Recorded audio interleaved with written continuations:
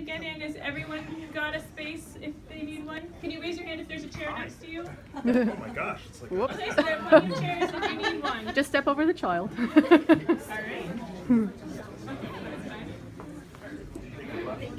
right. Archeocon here. We may have slightly misjudged the number of people that were going to be in this room. So for those of you that are on the floor, thanks for taking a seat up front. I feel like we're about to do like ghost stories, like ghost stories or something. Thank you all for being here. This is Archeocon, the first year that they're doing it here, and if you haven't figured out yet, it is about celebrating archaeology, not to be confused with Arachnicon, which is a spider convention that's happening. That's in the Seabreeze convention room. So if you're here with spiders, you're in the wrong place. Just for a bit of context for those of you who maybe just came in, this Archeocon is part of a larger event that's happening here this weekend, the 120th annual meeting of the Archaeological Institute of America, or the AIA. The AIA is the oldest and the largest professional organization devoted to archaeology in this country, and this is their annual meeting, along with the SCS, the Society for Classical Studies, and so this hotel is literally filled with archaeologists and classicists from all over the world this weekend that are here to give talks and read papers and give out awards and compare Indiana Jones fedoras. There's a lot of them floating around the building. So you really are in the belly of the archaeology beast here. There are some really incredible scholars floating around this hotel. Some of the absolute best and the brightest. If you were here earlier this morning, you saw Dr. Sarah Parkak, who is incredible, space archaeologist. Dr. Sarah Parkak, who spoke before me, and Dr. Patrick Hunt, who's going to be speaking after me today, who's also incredible. Sarah, if you were here for her talk, you know that she is a renowned Egyptologist and this badass space archaeologist, and that she uses this satellite and remote sensing technology to search for ancient man-made features around the world. She won the, she's very humble, she didn't really highlight this, but she won the $1 million TED Prize award, which she did not blow in Vegas, which is what I would have probably done with it. Instead, she chose to establish her citizen science platform to help detect even more previously unidentified sites for future exploration. Dr. Hunt here, who's going to be speaking later, who was in the room, I don't know if he's still here now. There he is, right in the back. He's another real slouch, just like Sarah. He's a professor at Stanford. He's been teaching there for 25 years. A really respected and passionate expert in ancient history and ancient technology, as well as archaeological science. Patrick directed Stanford's Alpine Archaeology Project for nearly 20 years, continuing as the Hannibal Expedition for the National Geographic Society. I'm an idiot with a torch. Just to be clear, you've got archaeologist, and idiot with a torch. And so what am I doing here is the real question. Well, I have what I think is a rather terrific job, which is that I get to go around the world and spend time with people like Sarah and Patrick and go to active archaeological excavations around the world and to try to showcase a little sliver of this really incredible, important work that's happening around the world and bring it to our audience on the series that I host, Expedition Unknown. So I host this show on the Discovery Channel called Expedition Unknown. I'll show you a couple highlights from our recent adventures around the world. No promises if the sound's going to work, but here we go. Of course, the number one question that I get asked and will be asked and have been asked already today is how does somebody get the job of hosting that show? So I'm going to give you the briefest version that I can. I started on the straight and narrow. I wanted to be an archaeologist. Like a lot of people my age, I worshipped at the altar of Indiana Jones growing up as a kid, and I can prove it. This is a photo that I dug up from high school. This is so embarrassing. Yeah. It's so bad. It's so bad. Like, first of all, it's so crotchy. And the tiny column just makes me look even fatter. It's horrible. But that was me. I made it through high school somehow. I went to Tufts University in Boston, where I double majored in drama and archaeology, to the great disappointment of my parents. Two real high-earning fields. My professor at Tufts University is right back there, Dr. Jody Magnus, who is the president of the AIA. I don't know why you're clapping. She failed. I did not become an archaeologist. Don't clap for this woman. She obviously didn't complete her mission. She's an incredible archaeologist and the president of the AIA. And so I was lucky enough to have Jody as a teacher in school. This electric feeling that all archaeologists sort of talk about when they feel this fingerprint connection to the past. And the person who made that glass, or the person who drank from that glass, their names may be lost, their entire lineages of their family may be gone, but we feel this connection to the past. And so I was really hooked on archaeology, and a few photos of me working at Caesarea, which is a really special, amazing time. And so it was really, though, the field work that I loved. And back in the book stacks at Tufts, I was a little antsy. Really, I couldn't see myself, at least immediately, going and getting a PhD and becoming an archaeologist. I wanted to stretch my legs a bit. And so after graduation, I moved to Los Angeles to try out the kind of acting side of my degree, also known as waiting tables. I did a lot of that. And really, my work as like a TV adventure guy started here, or more specifically, started right there. About 10 years ago, I decided that I wanted to climb Kilimanjaro in Africa. And myself and two friends of mine trained for the better part of a year. I got in the best shape of my life. I lost 80 pounds. I need to train for another mountain, actually. And we went and summited Kilimanjaro. There's the proof that I was up there. That's me. I look happy. Really, I'm just frozen. And my legs don't work, and I'm just leaning against the sign for support.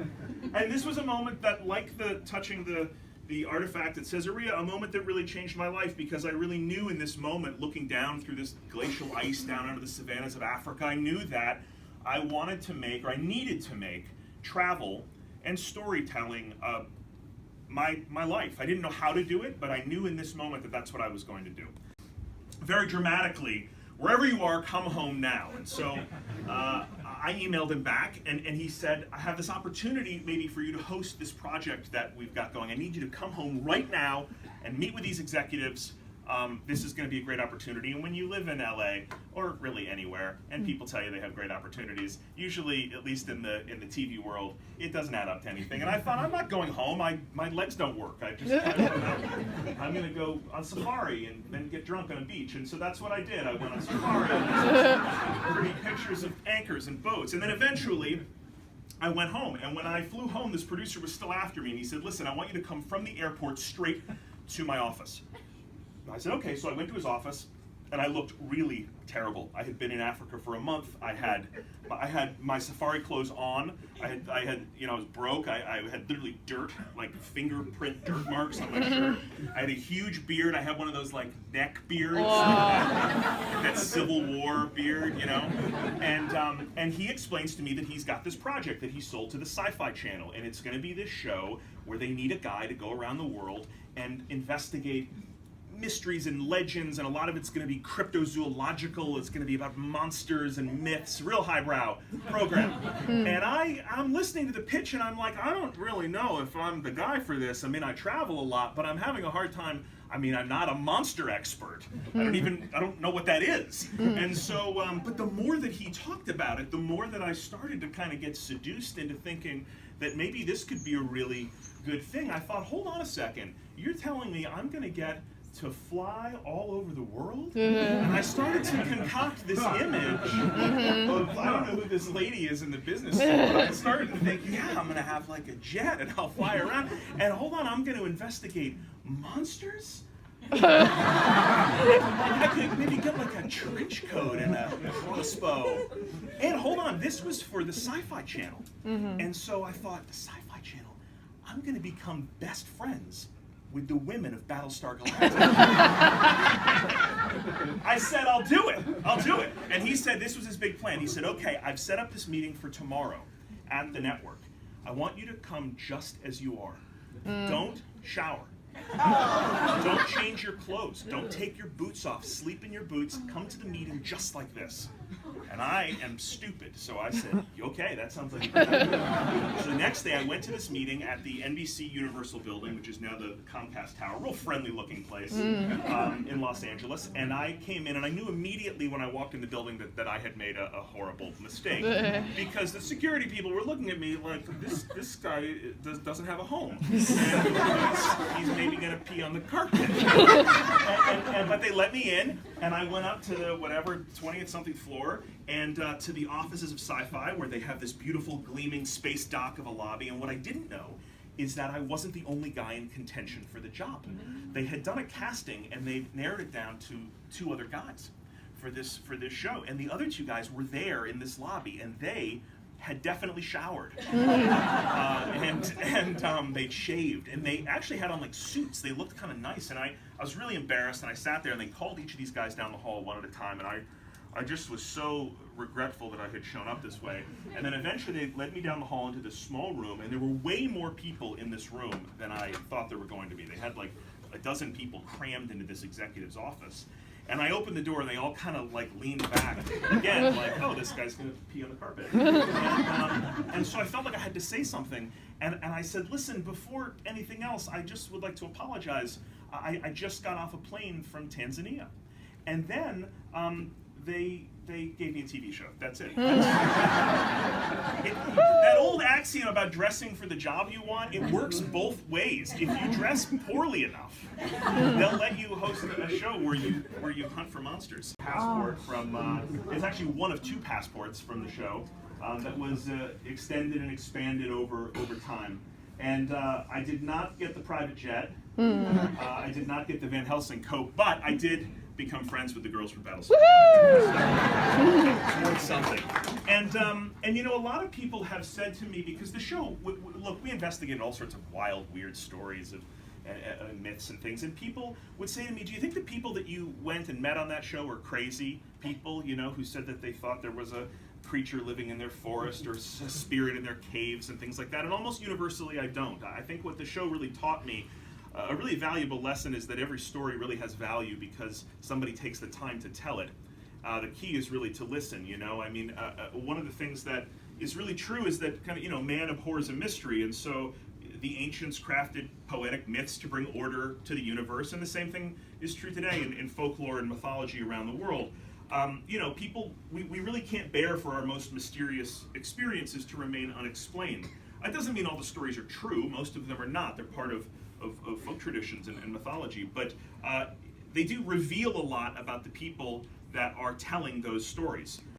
What, Hukok? I would have said Hukok, but that's why I turned to Jody. This amazing site, an ancient Jewish village where Jody and her team continue to excavate these astounding mosaics from a Byzantine era synagogue. And this you found, this was published this year, yeah? Come on, give us a second on it. Come on, stand up. This woman's great. This woman is way more interesting than me. Come on, give us 30 seconds. Thank you. So we're excavating an ancient Jewish village in Galilee, very close to the Sea of Galilee. We're focusing especially on the late Roman period, so think 4th, 5th, 6th centuries, so a few centuries after the time of Jesus. And this Jewish village had a monumental synagogue building that was built in the early 5th century that is paved with the most extraordinary mosaics. We do have a dig website, hukok.org, which is spelled HUQOQ.org, so you can check it all out online. This is one of the mosaics we discovered this past summer, and it shows a biblical scene that some of you may recognize. You know how Moses sent the 2 spies out to spy out the land, right? And they come back carrying a pole between them that has a big cluster of grapes hanging from it. That's what this is.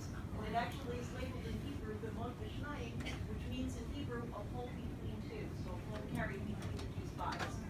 There you go, Jody Magnus. Hey! Look, for any fans of the series here, I want to thank you for coming with us this year on the show. We were able to go to some extraordinary places.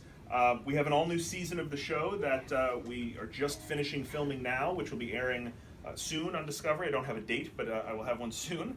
And also, I'm going to do a workshop session after Patrick's talk here. Please don't go anywhere. Patrick is amazingly fascinating, so you're going to want to hear from him.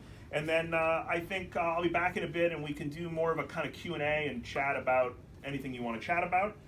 So please have an awesome time here at Archeocon. Be sure to go out and check out the tables outside. Enjoy Patrick's talk. I'll be around in a little bit. Thank you for watching the show. Oh, and then, yeah, that's a really good thing. I'm going to be giving a more expansive talk on February 2nd in the Los Angeles area at USC. With Sarah Parkak, who was here earlier. We're going to have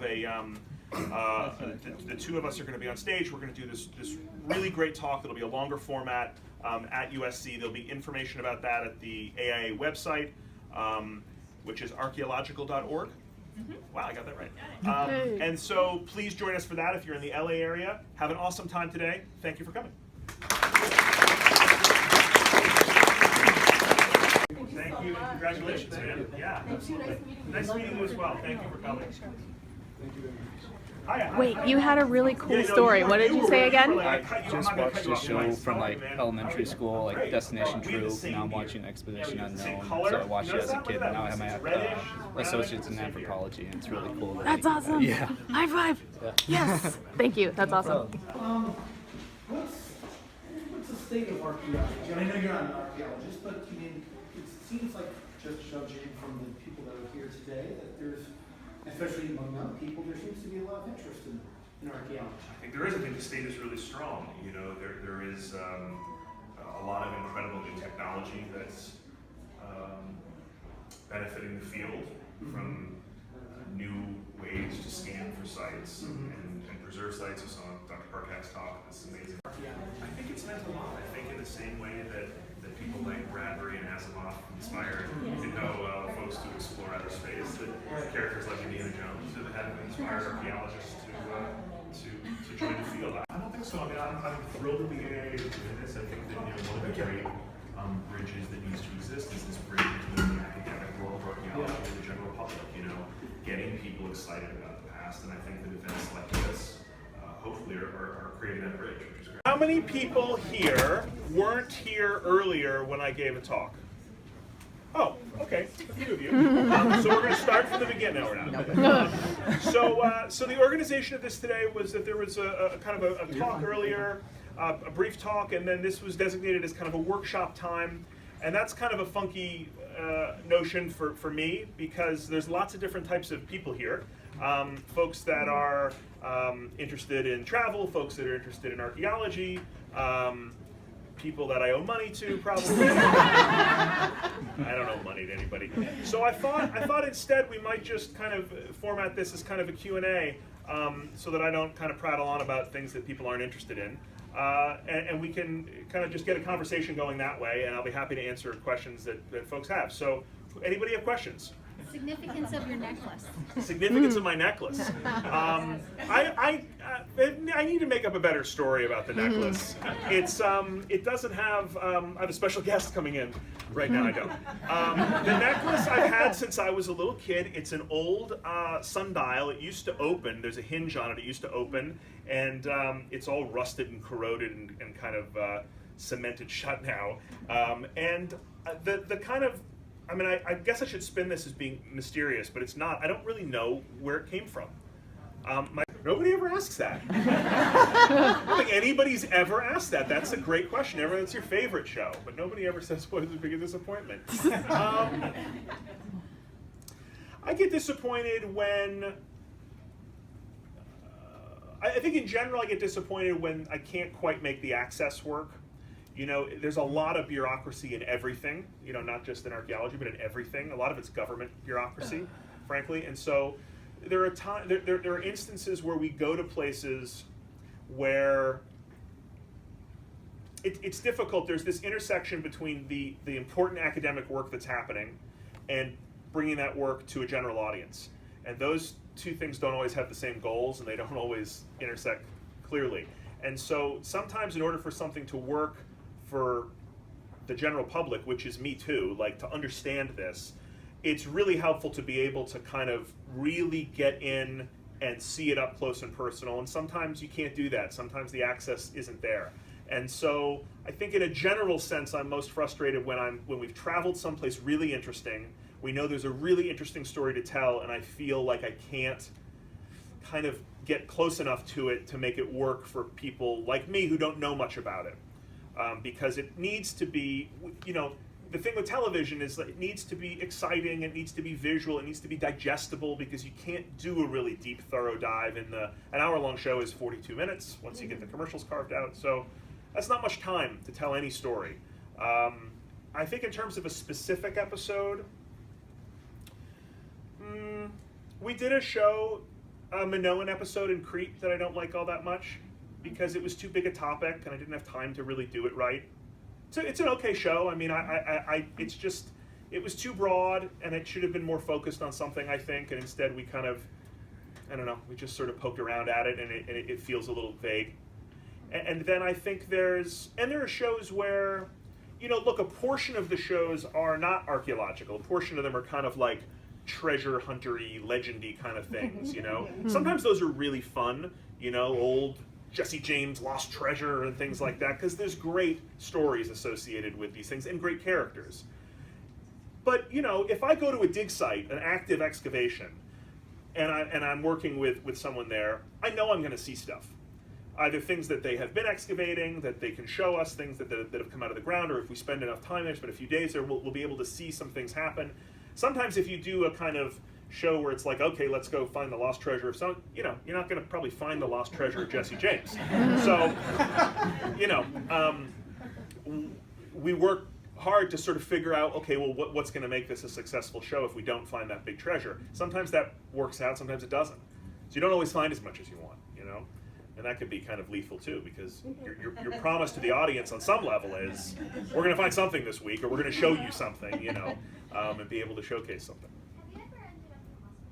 Have I ever ended up in the hospital? I have. I'm not going to wish that it doesn't happen more. We've been really lucky, I think, over the years, and we also try to be as cautious as we can to not end up in the hospital. We have had a couple of injuries on the show, only a few over the years.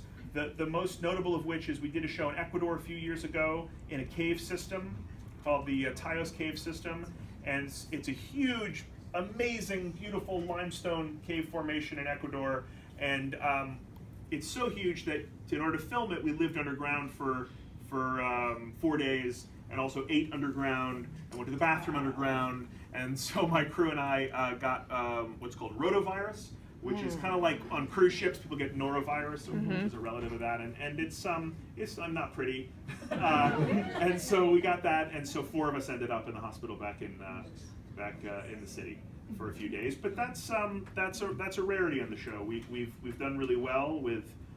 We've certainly been in lots of places with a lot of wildlife, and we've had a lot of had a few close calls on that front too, with snakes and things like that. But we try to be cautious, and I have a great, amazing crew of people who are, you know, these road warrior folks who are out there with us, and so we do our best to be cautious. That's a great question. My parents and my mother-in-law would really like to know the answer to that question. I'm of two minds about it. My family's from Massachusetts. My wife's family's from Massachusetts. We've talked for years about trying to get back home to the East Coast.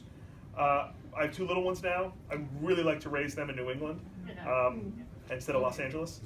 And so I think I'd like to be back on the East Coast, small town, New England.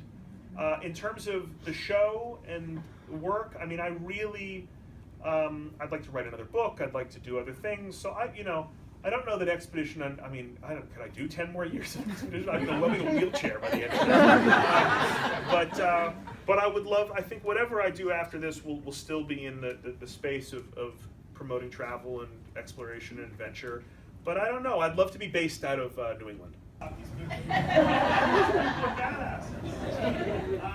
Career lows and highs. I work in television, as I made this joke in the corner a minute. I have so many career lows I wouldn't know where to start. I have not had the wing of a plane catch on fire. I had the roof of a plane rid off.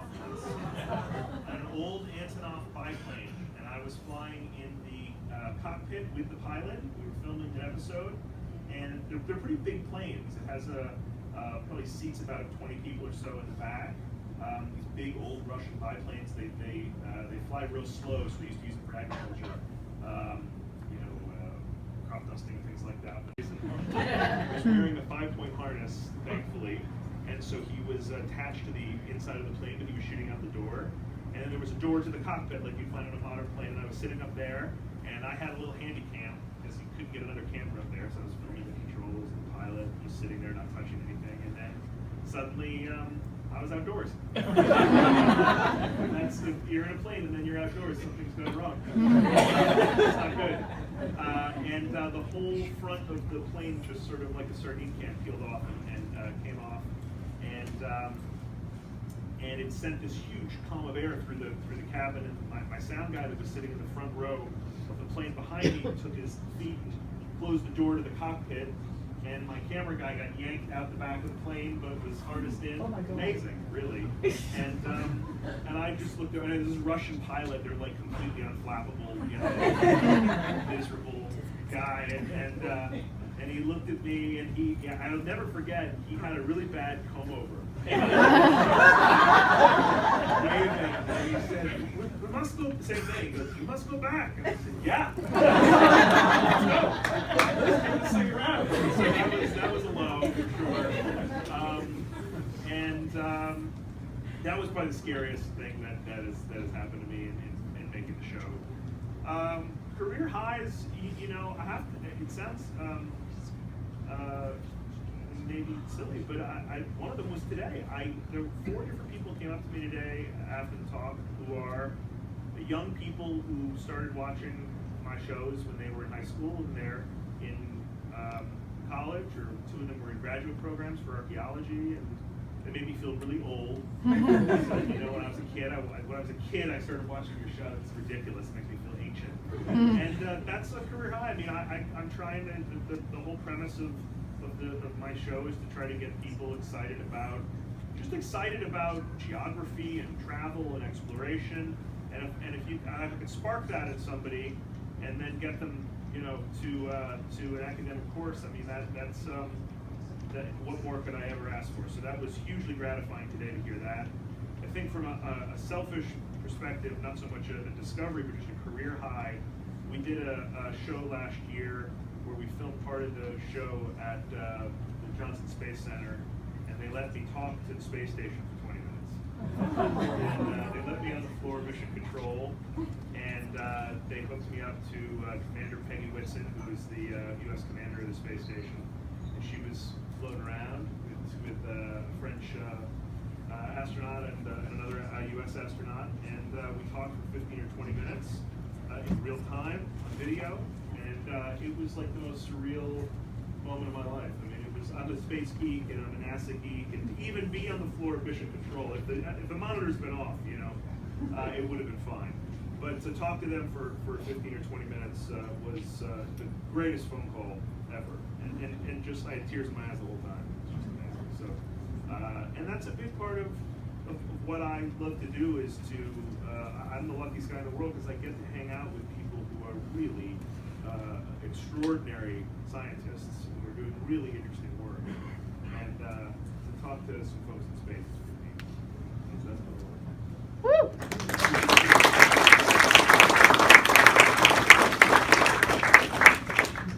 I had a lot more questions, but I am going to let actually you guys ask the questions now. So feel free. Josh, I was wondering about you talking about your underwater diving experience with archaeology, and it looked like on a lot of your shows the water was so turbulent that you couldn't even film a lot of it. And I wondered, were you just there at the wrong season, or are the seas like that? We have the worst luck on our show with diving.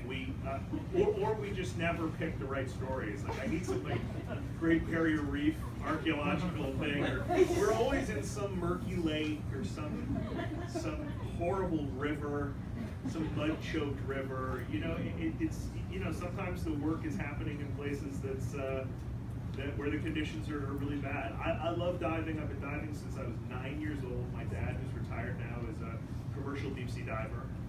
So he was the real adventurer of the family. He worked on really hazardous environments in the North Sea and in Africa, all over the world and stuff. And so diving is kind of in my blood, and it's a big part of the show. There's so much amazing work happening in marine archaeology around the world, and so we love to try to feature that. But a lot of it's happening in really gnarly conditions, unfortunately. So we don't catch a lot of breaks in the diving front. We had one episode we filmed in Florida last year where the conditions were so bad that for the first time really ever since starting the series, we had to go home and then put it on a shelf for a few months and come back and kind of sew two scenes together to make it work. Because it was just, there was nothing to see. You know, you couldn't press your face against anything looking at these cannons. And they had found these cannons. I couldn't put a camera against the cannon and see it. So you know, we had to come back and film it again. So here's to a new year in better conditions. Hey! That's something. Good, I like it. Sorry. Progress.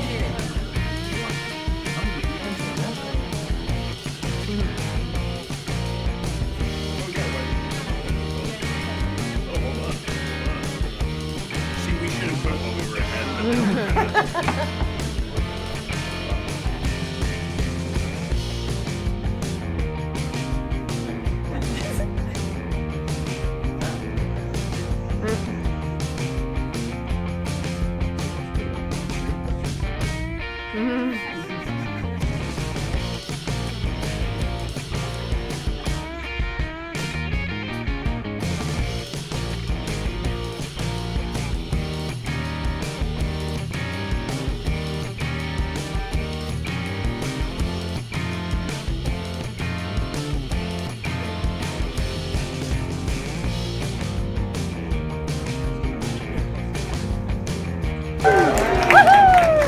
And that's my presentation. Thank you all for coming today. It's been a real pleasure.